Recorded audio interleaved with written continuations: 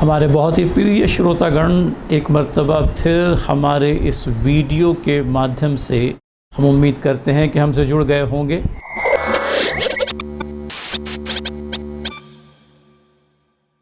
श्रोता, आपको याद होगा कि हमने करीब 2 से 3 सप्ताह पहले कहीं ये बात अपने एक वीडियो के माध्यम से लाई थी कि आपके जो आपसी झगड़े हैं उनको सुलझाने के लिए हमारे पास में कोर्ट ही एक विकल्प है, ऐसा नहीं है, बल्कि बदलते समय के साथ में ये महसूस किया गया है कि court, because of pendency of the matters, finds it bit difficult to handle all the matters within a time bound frame, और इसके लिए कहीं ऑल्टरनेट डिस्प्यूट्स रिड्रेसल फोरम्स भी जो हैं बनाए गए हैं। हमने इस प्रकार के एक विकल्प का पिछले वीडियो के अंदर में ज़िक्र किया था और वो था मेडिएशन।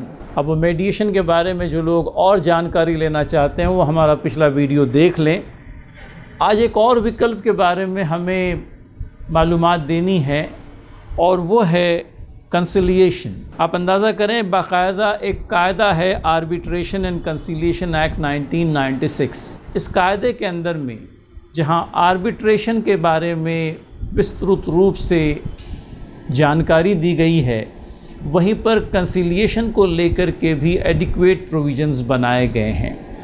कंसिलिएशन के सिलसिले में ये जान लीजिए कि 2 पार्टीज़ के बीच में कोई झगड़ा है और 2 में से एक पार्टी इस बात के लिए इनिशिएटिव लेना चाहती है कि इस झगड़े की समाप्ति के लिए या इसको सुलझाने के लिए, इस झगड़े को दोनों की सहमति से इस झगड़े का निपटारा करने के लिए मैं कोई इनिशिएटिव लूँ। तो इस इनिशिएटिव वाली बात जो है हमें conciliation, arbitration and conciliation act में मिलती है। Section 62 commencement of conciliation proceedings. A और बी के बीच में एक झगड़ा है।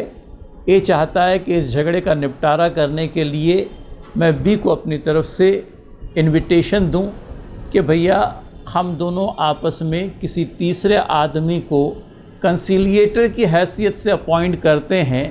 दोनों की सहमति से एक कंसीलिएटर अपॉइंट होगा और वो कंसीलिएटर ने आगे चल कर के क्या करना है मैं इसी वीडियो में आपको आगे बतलाऊँगा। लेकिन सबसे पहली स्टेज होगी वो ये कि एक ने दूसरे को इनविटेशन टू कॉन्सिलिएट, इस प्रकार का एक यूँ कह लीजिए कि लिखित रूप में निमंत्रण देना है। और जब ये लिखित निमंत्रण एक पक्ष से दूसरे पक्ष को मिल जाएगा तो दूसरे पक्ष ने इस पर अपनी सहमति व्यक्त करनी है। ये कोई अनिवार्य नहीं है, लेकिन अगर दूसरा पक्ष ये चाहता है कि अब एक सुनहरा मौका हाथ आ गया है अपने मामले के निपटारे का, तो वो इस गॉड सेंट अपॉर्चुनिटी को दोनों हाथों से पकड़ ले तो अच्छा होगा। और यूँ कह लीजिए कि जब ये इनविटेशन टू कंसिलिएट, सामने वाली पार्टी, आपका प्रतिस्पर्धी इस इनविटेशन को कबूल कर लेता है, आपके कंसिलिएशन का जो प्रोसीजर है वो शुरू हो जाता है। अब यहाँ से आगे बढ़ कर के आप दोनों ने किसी एक व्यक्ति को कंसिलिएटर की हैसियत से अपॉइंट करना है। एक मर्तबा आपने अपनी सहमति से किसी व्यक्ति को कंसिलिएटर के रूप में पसंद कर लिया, तो कंसिलिएटर की क्या जवाबदारी होगी, कंसिलिएटर क्या प्रोसीजर फॉलो करेगा। कंसिलिएटर के पास में आप दोनों अपनी अपनी बात लिखित रूप में रखेंगे। आप अपनी बाजू रखें, आपका प्रतिस्पर्धी अपनी बाजू रखेगा।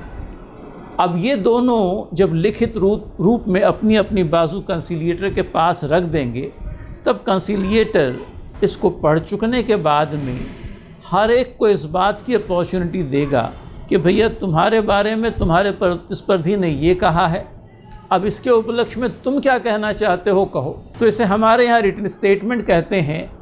ए ने जो कुछ अपनी ओर से लिख करके दिया है उसके जवाब में बी अपना रिटन स्टेटमेंट दे, और बी ने जो कुछ लिख करके दिया है उसके उपलक्ष्य में ए अपना रिटन स्टेटमेंट दे। तो इस तरह से जो हमारे यहाँ कहते हैं प्लीडिंग्स का पार्ट, वो अपने आप में मुकम्मल हो गया।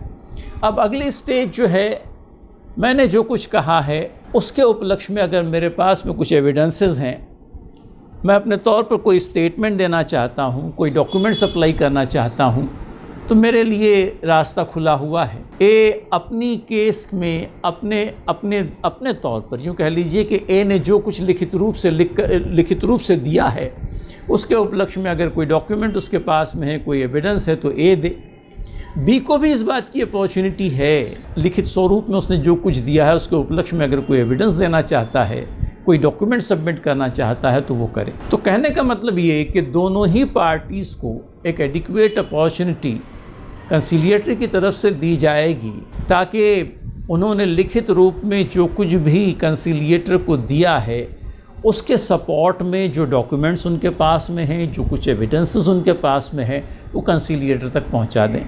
अब ये हो जाने के बाद में कंसिलिएटर का रोल थोड़ा आगे को बढ़ जाता है। दोनों पार्टीज़ के झगड़े की समझ अच्छी तरह से कर लेने के बाद में कंसिलिएटर के लिए ये अब आवश्यक है कि वो दोनों पार्टीज़ के दरमियान में सुलह सफाई कराए, वो दोनों को मामले की ऊंच नीच समझाए, दोनों पार्टीज़ को ये बतलाएं कि किसे क्या देना है और किसे क्या लेना है। दोनों पार्टीज़ के अपने लेखी निवेदन और इसी तरह से दोनों पार्टीज़ के दिए गए एविडेंसेस और डॉक्यूमेंट्स, इनको लेकर के पार्टीज़ को गाइड करना है कंसिलिएटर ने। और गाइड करते समय he has to be objective, he has to be fair, he has to be unbiased.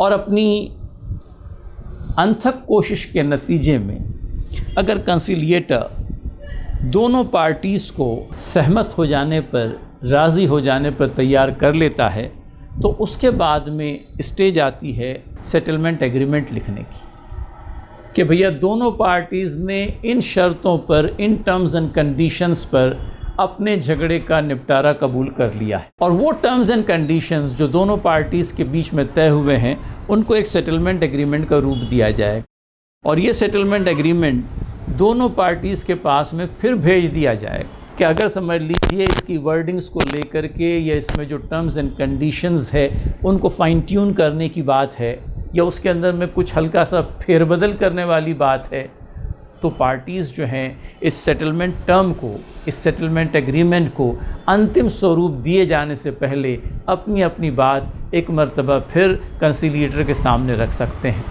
Settlement agreement को अंतिम स्वरूप देने के बाद में आपके झगड़े का निपटारा हो जाता है। तो न कहीं आपको कोर्ट में जाना पड़ा है, नहीं वकीलों के कार्यालय के चक्कर लगाने पड़े हैं, नहीं प्रदीर्घ काल तक, यूँ कह लीजिए कि कंसिडरेबल पीरियड तक आपके मामले को अंतिम निर्णय होते में जो समय लगेगा वो सारा समय निकल जाता है आपकी। लेकिन कहीं दिल के अंदर में इस बात की इच्छा होनी चाहिए कि हम अपने झगड़े का निपटारा चाहते हैं। अगर समझ लीजिए एटीट्यूडनल चेंज हम में नहीं आता और हम सिर्फ सबक सिखाने वाली बात ही अपने दिमाग में डाल करके बैठे हुए हैं तो हमारे मामले का निपटारा नहीं होगा। कंसिलिएशन के अंदर में आपका खुद का कोऑपरेशन बहुत आवश्यक है।